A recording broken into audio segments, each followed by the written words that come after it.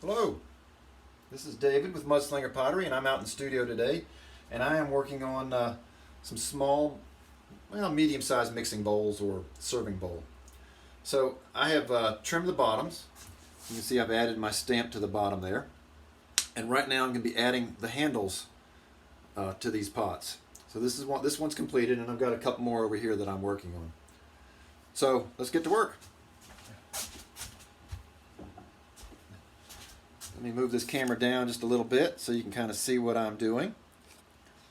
So I have I've just got a board, and I've sanded this down so it's pretty smooth, and I'm just gonna wet it down a little bit. I've got a coil of clay that I'm working with here, and this is reclaimed clay, and I have allowed it to get a little bit drier than it's like something coming out of the bag. So it's a little bit stiffer, which is nice for working with a little stiffer pot. So I'm just going to roll this coil out and get it to the size that I feel is right for this size pot. And we'll get these handles put on. So I'm working in my back porch. I've got a small space back here where I've got a wheel, a kiln, a table, and a shelf, and I just kind of mix it up and move pots from the wheel to the table, to the shelf, to the kiln, and just kind of keep moving until I make more pots. But I love this method of pots, excuse me, not pots, but handles on pots. They come out really nice, and I will show you how this works. So I am rolling this out. I'm trying to flare my fingers out so that I get a nice, even round coil. And I think that's one of the things that you get when you dampen the board. I think it helps the coil to stay still a little moist and not dry out too much, and get you a nice coil. Okay, so that's about a right size for me. I'm going to cut the ends off because they tend to get fat, or just they're not quite right.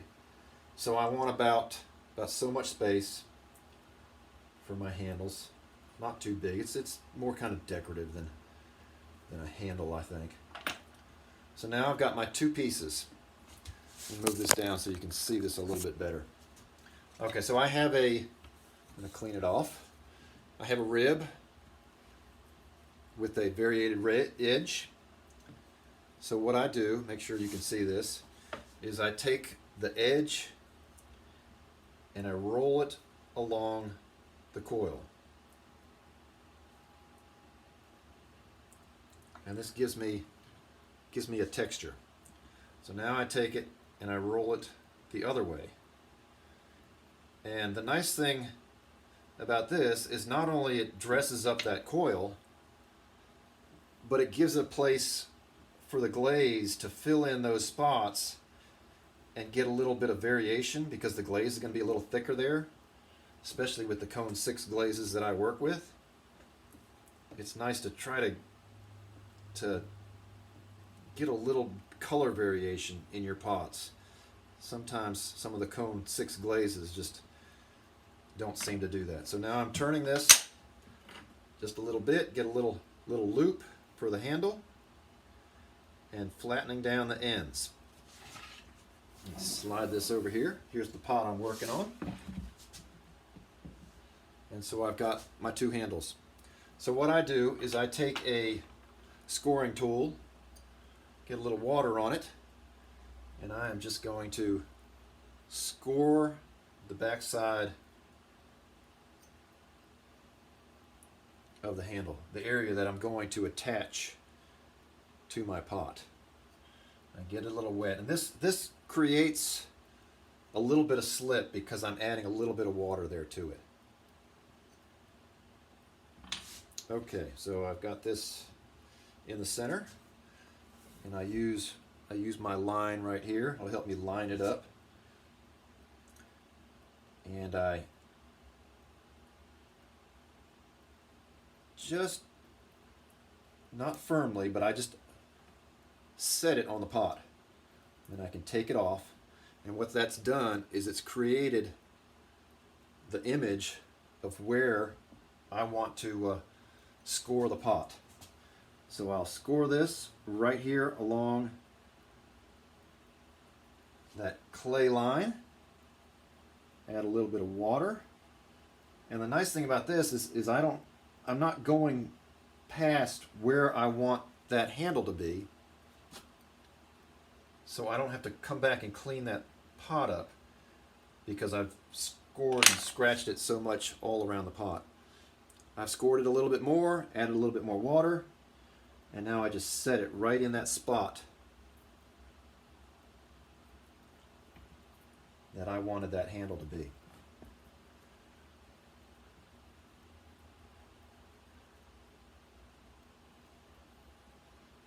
And I don't want to lose my relief here, so I'm basically just gripping it and squeezing it to the pot. And then I smooth out the side to make it look like it's just growing off the side of that pot. So there it is. So I've got my other one. Let's get both handles on here so it looks right. I'm just using a little bit of water, scoring the back of this with a little scoring tool. And you can see how that's kind of creating a little bit of slip. And that's the slip that is going to show up on the side of this pot when I set it on it.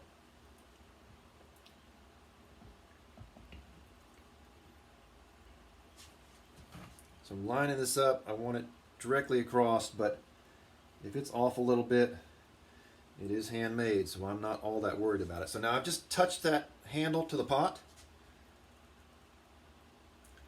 and very gently release it, and it creates the image because that slip has transferred to the pot exactly where I want to score it. So I score it right there in the slip marks, add a little bit of water, and this creates that slip scored area for my handle. And then I take the handle and squeeze it down in there. Now I'm not pushing too hard, but firmly. I'm squeezing from the inside. I've got my thumb on the inside of the pot, and I'm pushing with my fingers to just secure this piece to the side of this pot. Then what I'm doing is I'm smoothing out this end so it looks like it's just coming right out of the pot.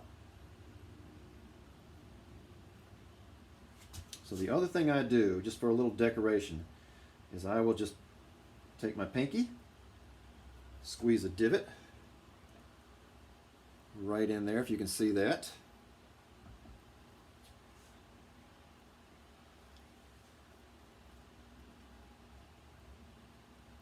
And when I'm doing this, I'm making sure I'm holding the inside of my pot so that I'm not altering it or moving it. I want that where it is. So now I'm going to add just a small ball of clay. So I'm just taking a little piece of clay, making a ball.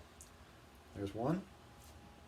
Trying to make them all about the same size, but that's not what I'm really worried about. It is a handmade pot. 1, 2, and like I say, it's just a small ball of clay, and I'm just rolling it in the palm of my hand, and it comes out with a little round ball of clay.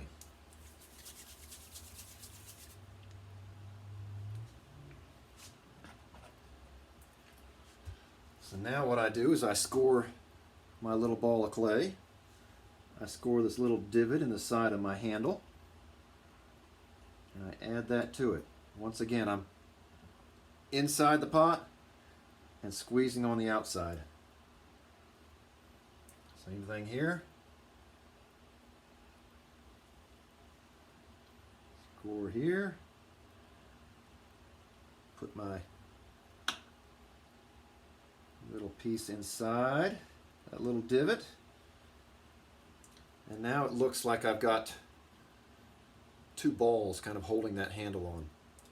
So when I glaze these, I will take some red glaze, and I will just glaze the balls red. It's kind of become a signature thing for my pots.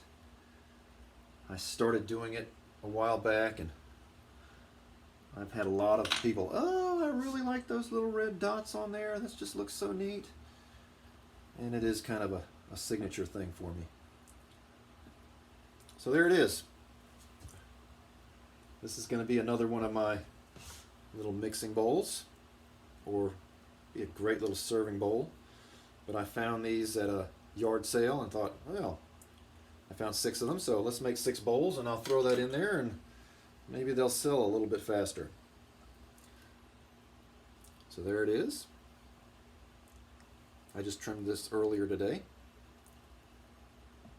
Ready to go. So thanks for watching. This has been David with Mudslinger Pottery.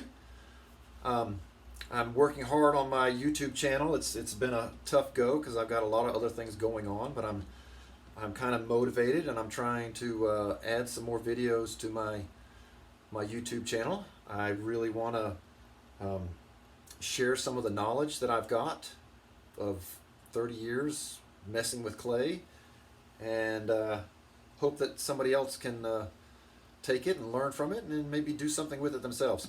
So do me a favor, hit the like button on the video, and hit a subscribe button, and help me add a few more people to seeing some of my videos.